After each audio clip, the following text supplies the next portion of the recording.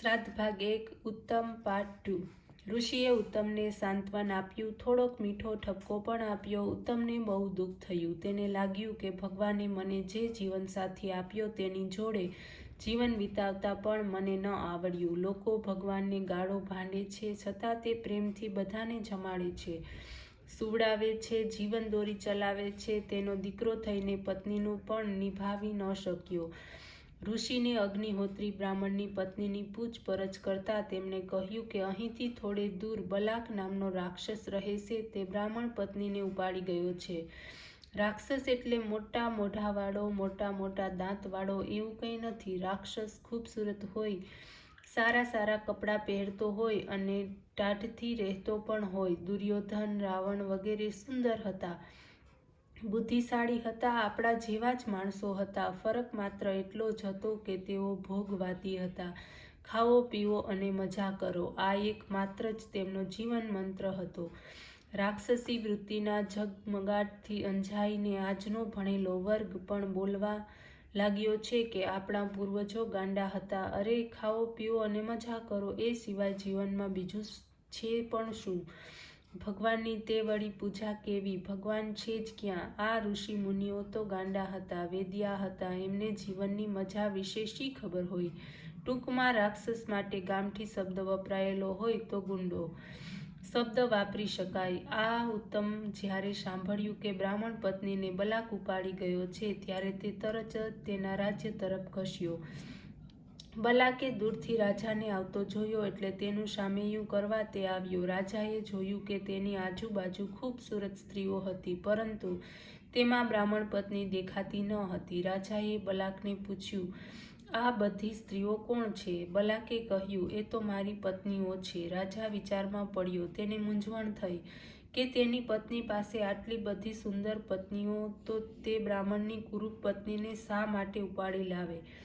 ઋષિએ ખોટું તો નહીં કહ્યું હોય ને? ના ના, ઋષિ ખોટું શા માટે બોલે? વળી આ માણસ દેખાય છે પણ સારો, આદર આતિથ્ય પણ સરસ આપે છે, આવો માણસ બ્રાહ્મણ પત્નીને શા માટે ઉપાડી જાય? શક્ય તો નથી લાગતું। આખરે ખાતરી કરવા ઉત્તમે ધીમેથી પૂછ્યું, તમે બ્રાહ્મણ પત્નીને ભગાડી લઈ આવ્યા છો એવી વાત મેં સાંભળી છે, શું એ સાચી વાત છે? બલાકે કહ્યું, હા સાચી વાત છે, પણ તેનું કંઈ કારણ? એ બ્રાહ્મણે અમારા ધંધામાં આડો આવે છે, લોકોને ભગવાનની વાતો સમજાવે છે, ભગવાન ઉપર શ્રદ્ધા રાખવાનું કહે છે, પરિણામે લોકો અમારાથી ડરતા નથી અને અમારો સામનો કરતા થયા છે। આથી અમારા ધંધાને સખત ફટકો પડે છે। લોકો ડરીને અમને કરવેરો આપતા હતા તે પણ હવે આપતા નથી। એક સુભાષિતમાં કહ્યું છે કે સજ્જનોના કૃત્યોથી દુર્જનોનો સ્વાર્થ બગડે છે। બલાકનું પણ કંઈક આવું જ હતું। બલાકે ઉત્તમને કહ્યું કે આ અમારી આજીવિકાનો પ્રશ્ન છે અને આ બ્રાહ્મણ તેમાં આડે આવતો હોવાથી તેની પત્નીને હું ઉપાડી લાવ્યો છું। હવે તેની પત્ની ન હોવાથી તે યજ્ઞો કરવાનું બંધ કરશે એટલે લોકો ધીમે ધીમે ભૂલતા થશે, પછી અમારાથી ડરવા લાગશે। એ પણ ખરું છે કે હું તેની પત્નીને ભગાડી લાવ્યો છું, તેથી તેની બેઆબરૂ પણ થશે।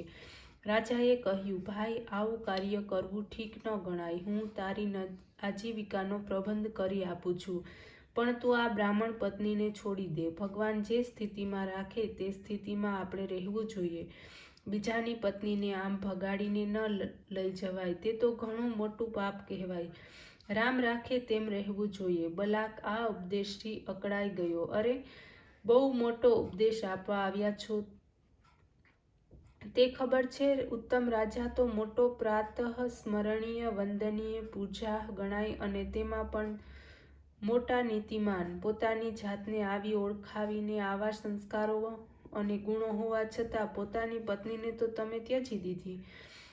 અમે તો અમારી પત્નીઓને ફેંકી નથી દીધી ને? રામ રાખે તેમ રહીએ ની મોટી મોટી વાતો કરવાની રહેવા દો અને બીજાને ઉપદેશ આપવા કરતા પહેલા પોતાની પત્નીને તો સંભાળો।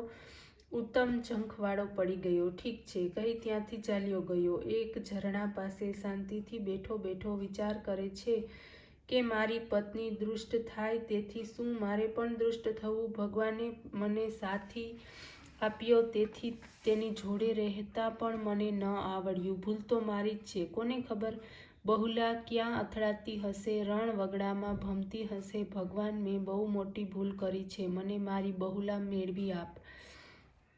આ બાજુ બહુલા પણ આત્મનિરીક્ષણ કરીને ડાય થઈ ગઈ હતી. પોતાની ઘણી મોટી ભૂલ થઈ ગઈ છે એમ તેને સતત લાગતું હતું. પ્રાયશ્ચિતની આગમાં સતત સળગતી હતી અને દિવસે દિવસે વધુ શુદ્ધ બનતી હતી. ઉત્તમ ફરતો ફરતો એક વનરાય પાસે આવ્યો. ત્યાં તેણે દૂરથી વનદેવી જેવી એક સૌંદર્યવતી સ્ત્રીને જોઈ. અતિ સુંદર, અતિ પવિત્ર તેવી તે બે હાથમાં ફૂલો લઈ સામેની છબી ઉપર શ્રદ્ધાપૂર્વક ચડાવતી હતી અને છબીનું પૂજન કરતી હતી. ઉત્તમે પાછળથી આવીને જોયું.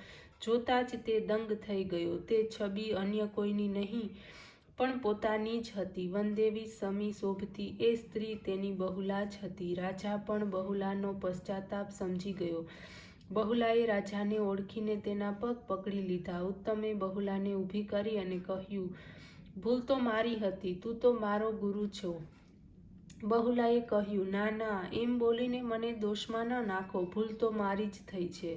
બંનેની આંખમાંથી આંસુ છલકાયા. બંને કહેવા લાગ્યા, ભૂલ મારી છે. એટલામાં આશ્રમના ઋષિ આવ્યા અને કહ્યું કે આ જ આપણી ભારતીય સંસ્કૃતિ છે. ભૂલ તારી છે એમ ન કહેતા ભૂલ મારી છે એમ સમજવું, એનું નામ જ સંસ્કૃતિ. ભગવાને જે સાથી આપ્યો તેની જોડે નિભાવતા આવડવું જોઈએ. પ્રતિકૂળ ભગવત વિરોધી માણસોને પણ ભગવાન નિભાવે છે. તો પછી વિચારોમાં થોડી પ્રતિકૂળતા આવે તે ચલાવી લેતા ન આવડે તે કેટલી બધી દુર્બળતા છે.